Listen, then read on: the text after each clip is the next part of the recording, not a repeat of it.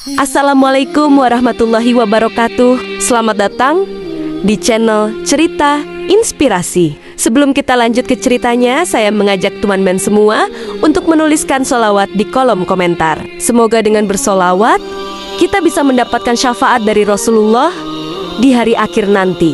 Pada kesempatan kali ini, saya akan membagikan sebuah kisah yang cukup menghebohkan sekaligus mengandung banyak pelajaran berharga. Cerita ini berjudul Babi Masuk ke Dalam Masjid, Warga Marah. Apa yang sebenarnya terjadi? Mengapa seekor babi bisa sampai masuk ke tempat suci seperti masjid? Dan bagaimana reaksi warga sekitar? Jangan lupa dengarkan cerita ini sampai selesai, karena ada banyak hikmah dan pelajaran berharga yang bisa kita ambil. Yuk, kita mulai. Di kaki pegunungan yang sejuk, terdapat sebuah desa bernama Kampung Mulyo. Masyarakatnya ramah, religius, dan sangat menjaga nilai-nilai Islam.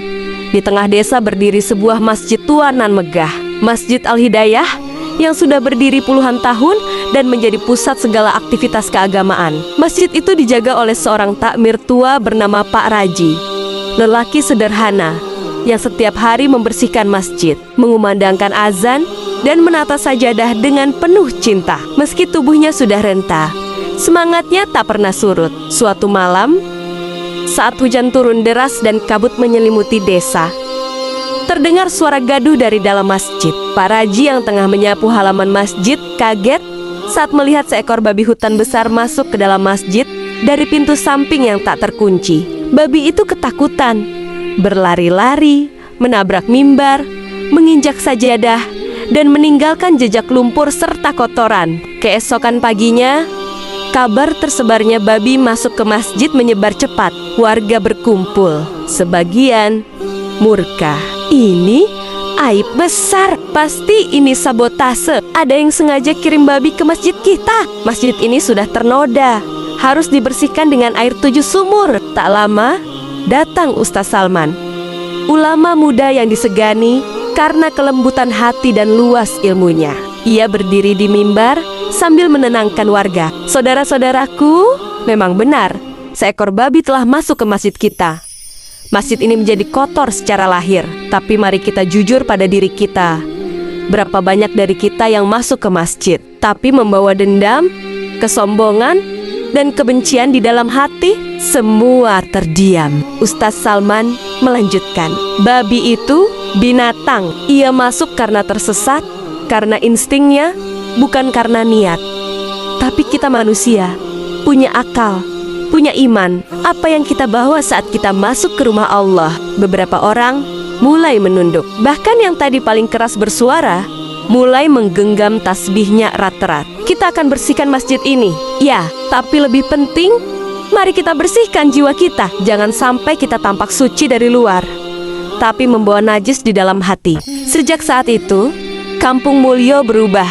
Warga mulai lebih sering saling menyapa, lebih terbuka, dan mulai berani minta maaf satu sama lain. Babi yang dulu dianggap pembawa sial, justru jadi pengingat agar manusia tidak lebih buruk dari binatang yang tidak tahu aturan.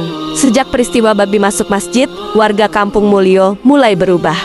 Yang dulunya suka berselisih, kini mulai saling menyapa. Masjid Al-Hidayah lebih ramai dari biasanya. Bahkan, anak-anak muda yang sebelumnya jarang terlihat, kini rutin ikut pengajian bersama Ustaz Salman. Namun, di balik perubahan itu, ada satu sosok yang gelisah. Pak Jalil, seorang pedagang kaya yang selama ini jadi donatur tetap masjid. Sejak dulu, Pak Jalil merasa punya hak lebih karena sumbangannya besar. Ia biasa duduk paling depan dan tak segan menegur siapa saja yang menurutnya tak pantas. Ia tidak suka melihat masjid mulai terbuka untuk semua kalangan. Ia menganggap beberapa orang yang kini mulai aktif di masjid tak cukup pantas. Suatu malam, saat Ustaz Salman berceramah tentang keikhlasan dalam beramal, Pak Jalil merasa tersindir. Kalau kita memberi tapi ingin disebut dermawan, itu bukan amal, itu dagang, kata Ustaz dengan tenang. Pak Jalil diam, tapi hatinya panas. Beberapa hari kemudian, masjid heboh lagi. Seseorang menulis dengan cat di dinding luar masjid, masjid ini sudah ternoda, pemimpinnya terlalu lunak. Warga kaget. Sebagian menyangka ini ulah orang luar, tapi ada juga yang mulai curiga. Mungkinkah ini dari salah satu dari mereka sendiri? Pak Raji, takmir tua, hanya menghela napas dan berkata pelan, "Kadang, babi itu tidak berwujud binatang. Ia bisa berbentuk ego yang masuk dari pintu hati yang terbuka." Ustaz Salman tidak mencari siapa pelakunya. Ia justru menggelar pengajian khusus bertema bayangan di balik sajadah, membahas bagaimana kesombongan bisa menyelinap bahkan di tempat suci. Kita sering melihat sajadah di masjid, indah, teratur, tapi apakah yang sujud di atasnya juga indah hatinya? Ataukah penuh bayangan iri, dengki, dan ingin diakui? Warga kembali terdiam, dan entah kenapa Pak Jalil malam itu tidak datang ke masjid. Malam-malam di Kampung Mulyo terasa lebih sepi bagi Pak Jalil.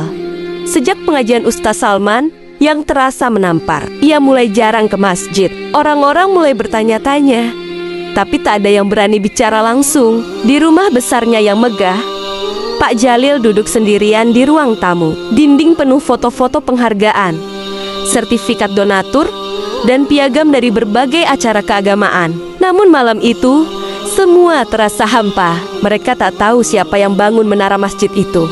Gumamnya lirih. "Tanpa uangku, masjid itu tak akan seperti sekarang." Tiba-tiba, lampu rumah berkedip sebentar. Angin malam menyusup dari jendela. Dalam keheningan itu, Pak Jalil seperti mendengar suara dari dalam dirinya sendiri. "Apa yang kau cari dari semua ini, Jalil? Pujian, rasa hormat, atau ridha Allah?" Pak Jalil terkejut. Ia bangkit, berjalan ke arah cermin besar di ruang tamu. Lama ia menatap dirinya sendiri. Wajah yang selama ini ia banggakan dengan sorban mahal dan jam tangan emas kini tampak asing. Kenapa aku makin merasa sendiri? Keesokan harinya, warga dikejutkan oleh sesuatu yang tak terduga. Pak Jalil datang ke masjid saat subuh, mengenakan baju biasa dan tanpa pengawalnya. Ia duduk paling belakang, menunduk. Setelah salat, ia menghampiri Pak Raji dan Ustaz Salman yang sedang bersih-bersih.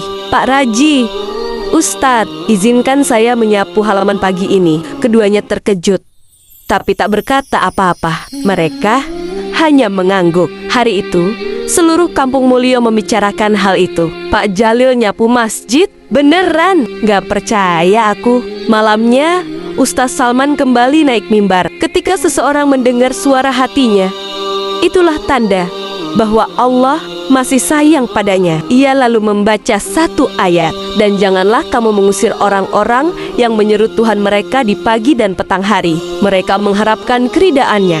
QS Al-An'am 52. Tanpa menyebut nama, semua orang tahu apa maksudnya. Di sudut masjid, Pak Jalil duduk bersebelahan dengan bocah kecil yang pernah membantu menyapu masjid. Bocah itu menatapnya dan berkata polos, "Pak, nyapu hati lebih susah dari nyapu lantai ya." Pak Jalil tersenyum, dan untuk pertama kalinya dalam hidupnya, ia menjawab dengan tulus, "Iya nak, dan sekarang Bapak sedang belajar."